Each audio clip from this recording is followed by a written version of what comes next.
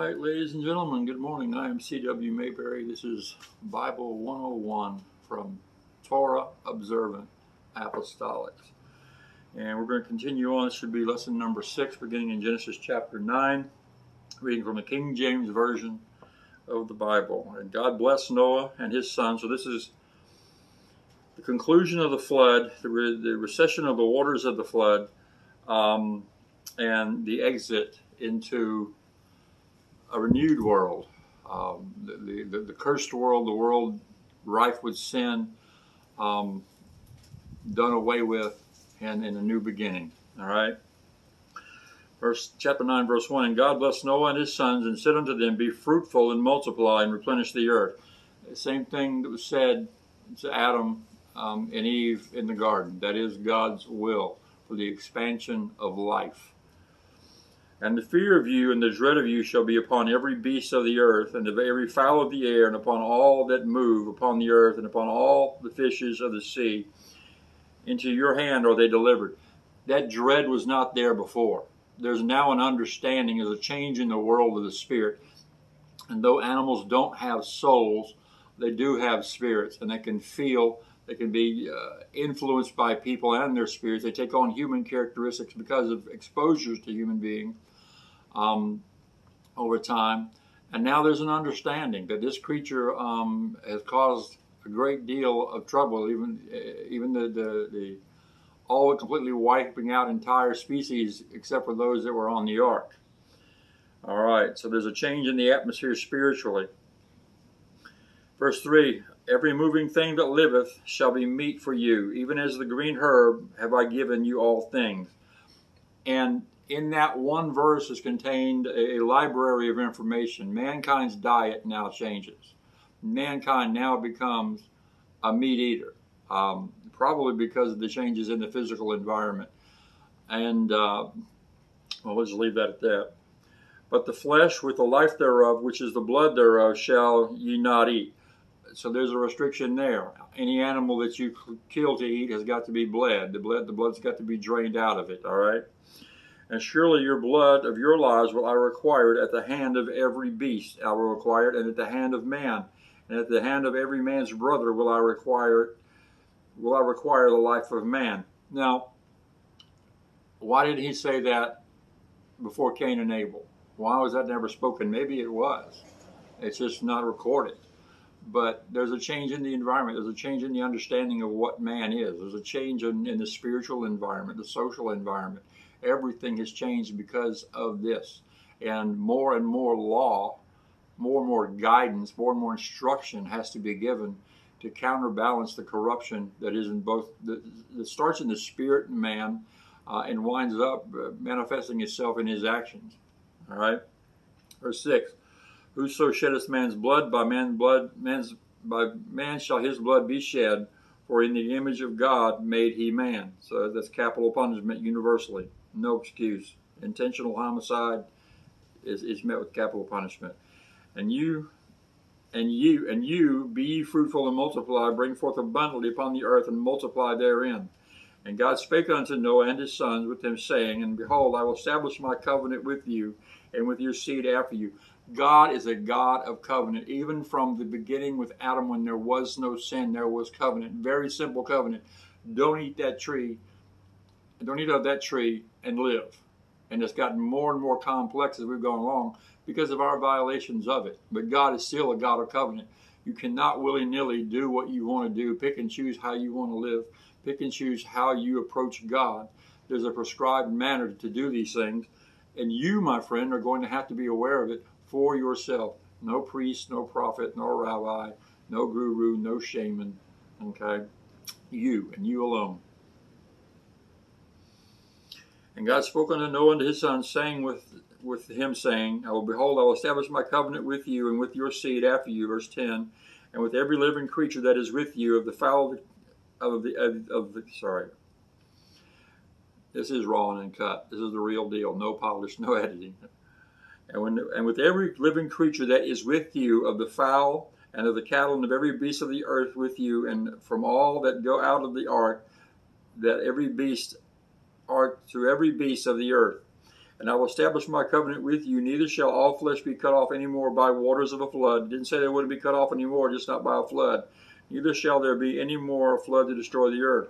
And God said, this is the token of the covenant which I make between me and you and every living creature that is with you for perpetual generations. I do set my bow in the cloud, and it shall be for a token of a covenant between me and the earth. And it shall come to pass when I bring a cloud over the earth that the bow shall be seen in the cloud. Now, today we see that all the time. We think nothing of it. At this point in time, there had never been rain. This is the first time they've seen this thing, this phenomenon of a rainbow because of the moisture in the atmosphere. It tells you again, the atmosphere has changed. The planetary atmosphere has changed from what it is. There's been a great introduction of water into the system. And I'm not going to get into why that matters right now, but it matters. It is of great consequence, and especially the way it changed things. All right. Verse 15, and I will remember my covenant which is between me and you and every living creature of all flesh, and the water shall no more become a flood to destroy all flesh. And the bow shall be in the cloud, and it shall look upon it, and I shall look upon it, that I may remember the everlasting covenant between God and every living creature of all flesh is upon the earth. And God said unto Noah, this is a token of the covenant which I have established between me and all flesh that is upon the earth. All right. And the sons of Noah that went forth of the ark were Shem, Ham, and Japheth. And Ham is the father of Canaan. Canaan is going to be the grandson, obviously, of Noah. He is the father of the people referred to as the Canaanites. They became some of the most perverted people, sexually, religiously, spiritually, to ever walk the face of the earth. So sin still made it through the flood, on the ark, in the seed of man. It's there, and it will be until we get to the end. All right. And you'll see why I brought that out in just a second. 18 again, and the sons of Noah that went forth of the ark were Shem, Ham, and Japheth, and Ham is the father of Canaan. These are the three sons of Noah, and of them was the whole earth overspread. So every modern nation upon the face of the earth is descended from these three men. And Noah began to be an husbandman and planted a vineyard, all right? And he drank of the wine and was drunk and was uncovered within his tent. He got drunk and he's naked. And Ham, the father of Canaan, saw the nakedness of his father and told his two brethren without. Now, it does not tell you how he came to know this. It does not tell you what or if anything had happened before that. And this language gets a little bit confused, so watch it.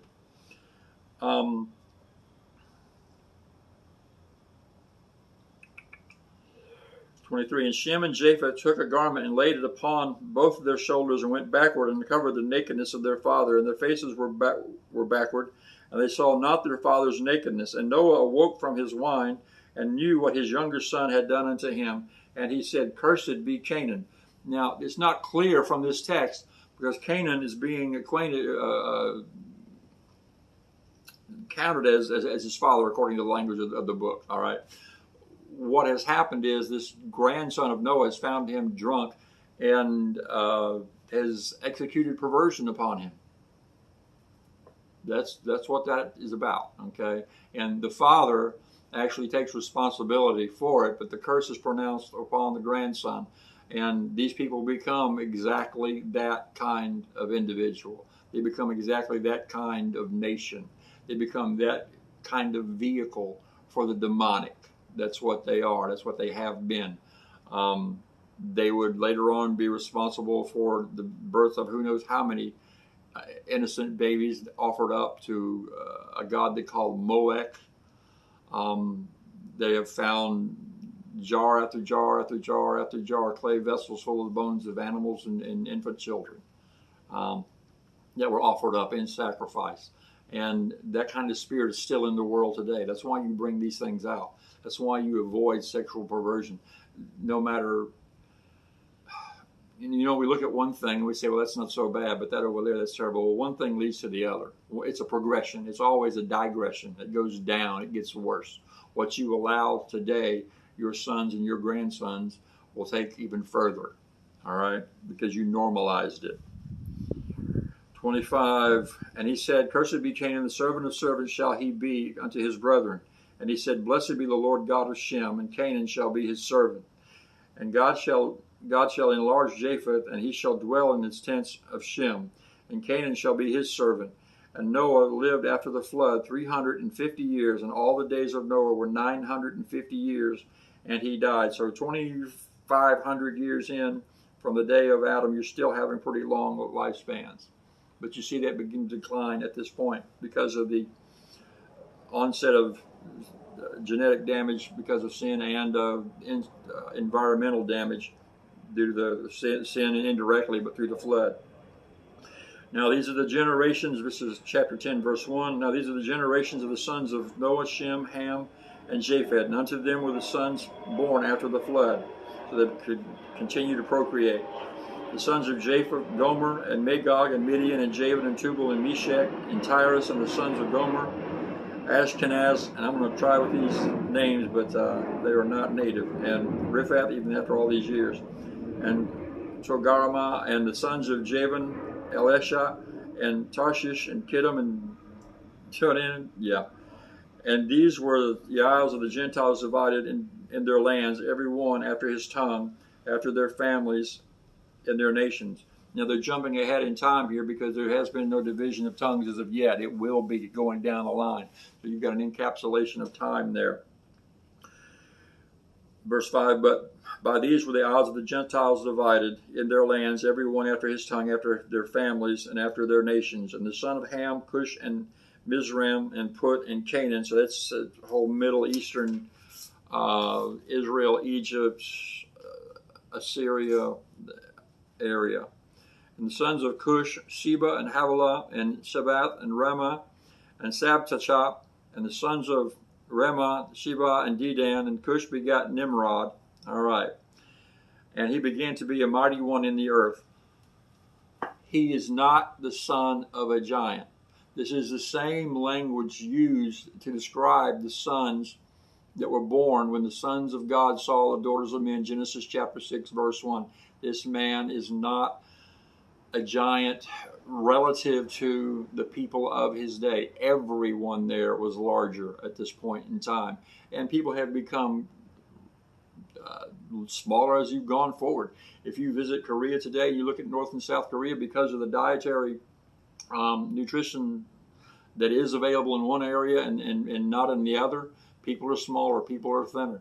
And if that goes on long enough, that will encode itself into their genetics, and it'll take time to come back from. That's just the way it is with human beings. It's not evolution, but there is a such thing as selective breeding. Dark-skinned people breed with dark-skinned people, you get dark-skinned people. If among those dark-skinned people, lighter-skinned people begin to marry and to wed and to have children, those children are going to get progressively lighter as well, occasionally having a child that is darker. That's just basic DNA in humanity. It really doesn't mean a whole lot of anything, because it's not the color of a man's skin, but the content of his character, as has been said before. That really matters. All right, just so you know. And now I've lost my place. Raw and uncut.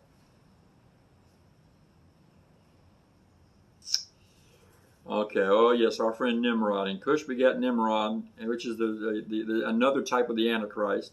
He began to be a mighty one in the earth, and he was a mighty hunter before the Lord. That language is a little bit misleading. It's talking not really so much about his ability to hunt animals as military prowess and political prowess, and his ability to gather and to coalesce people together to get them to do things to fulfill his will, which is exactly what he did.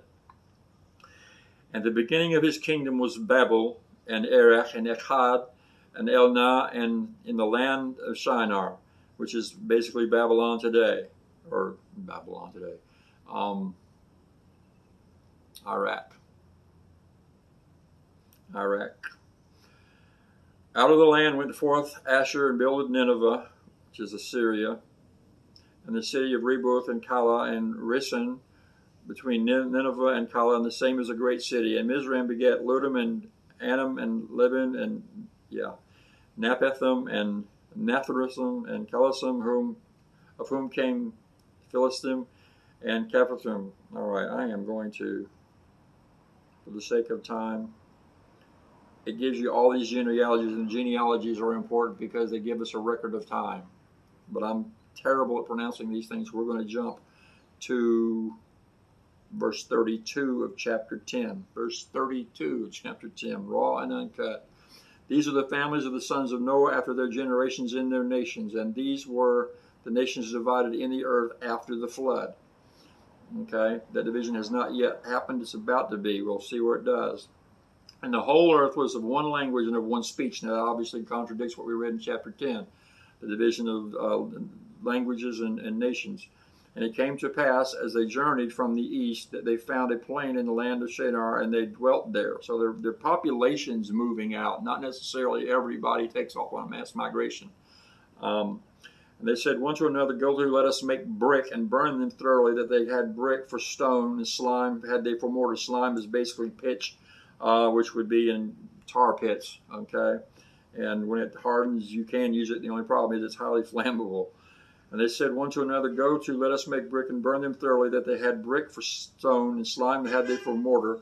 And they said, go to, let us build us a city and a tower, whose top may reach unto heaven, and let us make us a name, lest we be scattered upon the face of the whole earth. So they saying is actually Nimrod saying. These are his ideas. This is his government. This is his organization. And the idea is, if God ever brings a flood, because we don't trust him, we'll run into the high tower into the heavens, and I suppose oppose God and stop him from doing what he's going to do. It's rather childish to think so, because God is not a man, nor is he flesh and bone. You're not going to find him and locate him and accost him and stop him from doing anything. But it's a rallying point. It's a rallying point. It's something to gather men together for a common cause. Not a good cause, but a common cause that people would unite in. All right, and you have to ask yourself, you have to think more about these things than what's written on the page. They say, from the information that I have seen, that mud brick will allow you to build a tower at least half of a mile high. Half a mile high out of mud brick, okay? How many people does it take to build that? How many people does it take to make the brick, to gather the straw, the mud, to gather the pitch, to fire that, to move those things, to gather them up after they've been fired, to collect them, to bring them to staging areas? How many people does it take to feed those people? This was not just some event that happened in some backwater someplace. This was a well-organized, for all intents and purpose, global, or what would become, and it's in multinational effort, multinational failure, because God got involved in it. But it wasn't any small enterprise. Okay, and neither is what's going on in the world today. All right. Satan has simply found that it's better to build buildings out of ideas than it is brick. All right. And they said, go to, let us, verse 4, build us a city and a tower, whose top may reach unto heaven, and let us make us a name, lest we be scattered abroad upon the face of the whole earth. And the Lord came down to see the city and the tower which the children of men builded. And the Lord said, behold, the people is one, and they have all one language, and this they begin to do. And now nothing will be restrained from them which they have imagined to do. So mountains and rivers and oceans serve as borders to slow down the progress of man's sin. And so does language. And we have overcome that in this age. The number one spoken language in the world today is English, which is kind of scary, being that I'm an English speaker. All right, verse 7, go to, let us go down there and confound their language, that they may not understand one another's speech. So the Lord scattered them abroad from thence upon the face of all the earth, and they left off to build the city, because they could no longer communicate. They no longer had sufficient numbers to do this. People that could understand each other began to gather together. They were probably I shouldn't do that. Excuse me. They were probably genealogically related anyway, and he just took segments out. That would have been the easiest thing to do. I can't prove that, but sometimes you just have to apply logic. You stop it at a certain line, and everybody beyond that in the genetic sequence speaks something else. All right, that's just an example of what could have happened. I'm not saying that's it. Verse 8, so the Lord scattered them from thence upon the face of all the earth, and they left off to build the city. And therefore is the name of it called Babel, because the Lord did confound the language of all the earth, and from thence did the Lord scatter them abroad upon the face of the earth. Let me see what I want to do. There's another list of genealogies here, but let's back up. So all these nations are now divided.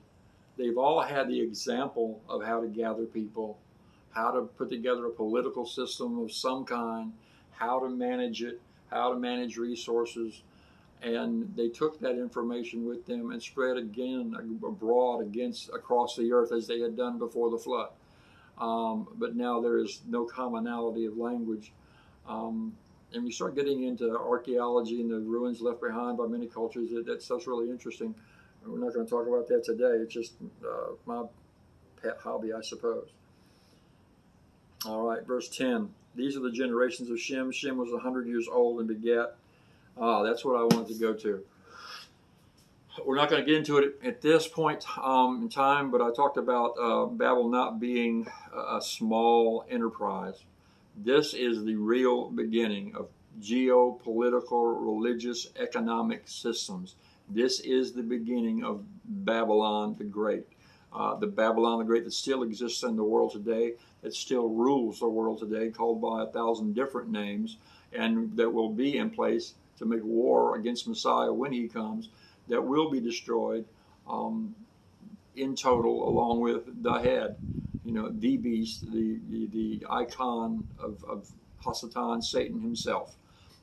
This is where all modern religion comes from, the quadrilateral dividing of the year, the celebration of the vernal and autumnal equinoxes, Easter, and basically the autumn season, as well as the, what's the word I'm looking for? December 20th or so is the longest day of the year, the shortest day of the year. It'll come to me when I turn the camera off, which gives you Christmas, and then several different summer celebrations throughout the world. All four of those points of the calendar started to be used at this point in time. We'll talk about Babylon and Babylon's religion. And that religion, the reason you talk about that is because that religion has been retranslated, remarketed, repackaged, resold to every generation of every people in every nation upon this earth throughout time. And if you look at those religions, you're going to find out they all sync up in several different ways. That's because they are the same religion. They're the religion that started here, that started with Nimrod, with his wife Semiramis, and that was the foundation of it. All right. Verse 10, these are the generations of Shem. Ham was 100 years old, and he begat Arphaxad in 2 years after the flood. And Shem lived after he begat Arphaxad 500 years. He begat sons and daughters. And Arphaxad lived 530 years and begat Selah. And this is another genealogy. Verse 14, and Sarah lived 30 years and begat Eber. And Selah lived after he begat Eber 403 years. And begat sons and daughters. I should be taking more time with this because it's more important, but I really struggle with these names. And Eber lived 40 and 30 years and begat Peleg. And he is mentioned later on as being born at the time of the division of the earth. Okay, that's why you bring that verse out. Peleg. And Eber lived after he begat Peleg 430 years and begat sons and daughters. And Peleg lived 30 years and begat Reuel. And Peleg lived after he begat Reuel 209 years and begat sons and daughters. So what we're doing here is walking down the genealogy from Adam until the next major character that we come to. This has been a continual bloodline from Adam on down. And Reuel lived 230 years and begat Serug. And Reuel lived after he begat Serug 207 years and begat sons and daughters. And Serug lived 30 years and begat Nahor. And I would encourage you to learn to pronounce these names properly. I am butchering them. And Serug lived after he begat Nahor 200 years and begat sons and daughters. And Nahor lived 9 and 20 years after he begat Terah, which is this. There's a major character. And Nahor lived after he begat Terah 119 years and begat sons and daughters. And Terah lived 70 years and begat Abram. All right, Avram in the Hebrew, the next major character on the scene. All right. Now these are the generations of Terah. Terah begat Avram, Nahor, and Haran begat Lot. And Haran dies before his father Terah in the land of his nativity in Ur the Chaldees, which Ur the Chaldees, you're talking about Assyria. These are Assyrians. These are the ancestors of some of the most brutal people who ever walked the face of the earth. And godless. Well, wrong God. And Abraham and Nahor took them wives, and Abram's wife's name was Sarah, or Sarah we say in the English, and the name of Nahor's wife was Milcah, and the daughter of Haran, the father of Milcah, and the father of Iscah. But Sarah was barren, and she had no child. You have got to understand, this is not America. This is not the United States. This is not a Western civilization. In this civilization, you inherited what your father gave to you, and it was your job to protect it, to expand it, and to pass it on. And if you were a woman, the only way well, not the only way, but the chief way you could contribute to that was by bearing children, especially sons, to your husband. In fact, that was Social Security for women. You have enough sons so that no matter what happens, a sufficient number of them live to take care of you in your old age. That sounds harsh and foreign to everything we know, but in reality, that is life. That's the way it was. That's the way it has been. The system that we have now is a complete artificial construct. It really is. And Terah took Abram his son and Lot, the sons of Haran his sons, and Sarah his daughter-in-law, and the sons of Abram, and they went forth with them from Ur the Chaldees into the land of Canaan. And they came unto Haran and dwelt there. And these are the days of Terah, were 205 years, and Terah died in Haran. And we're going to leave that right there. So you have the genealogy coming down from Adam all the way through to Noah, the sons of Noah, to Abram, who's now coming on the scene and is the next major character in this. We're not going to go any further than this because I don't want to rush through it and try to compact it all in here. But that's where we are. I'll get this taken care of and we'll do some more. Look at the world around you. We are not going back to what we once had as a people in this country. I don't believe so. And I'm not claiming to be anybody to have secret knowledge. I know what this book says, and I know it's proved to be true throughout history and generations. The prophet always, in the Bible writer, always beats the story to the page every time, without fail. We are not going back in this country to anything that anybody would call normal. Some people are going to hate what's coming. Other people are going to love it for a while until they realize what they've actually got themselves into and everybody else into. But you've got to be prepared, for what's coming. I would encourage you, pick up this book and read it. And I'm going to continue to post these videos and try and help somebody with something.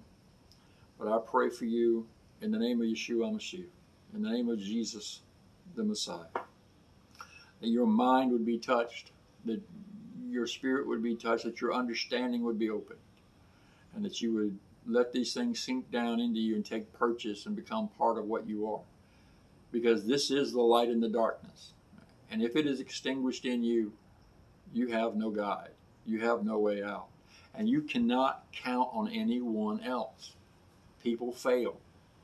And God separates you from people. God puts you in a place by yourself to make sure you've dug this out for yourself. This is not a tandem bicycle. You've got to ride it, and you've got to pedal it, and you've got to provide the momentum. He'll make sure you're successful if you make the attempt. But you can't ride on someone else's coattails. All right, until next time, I thank you.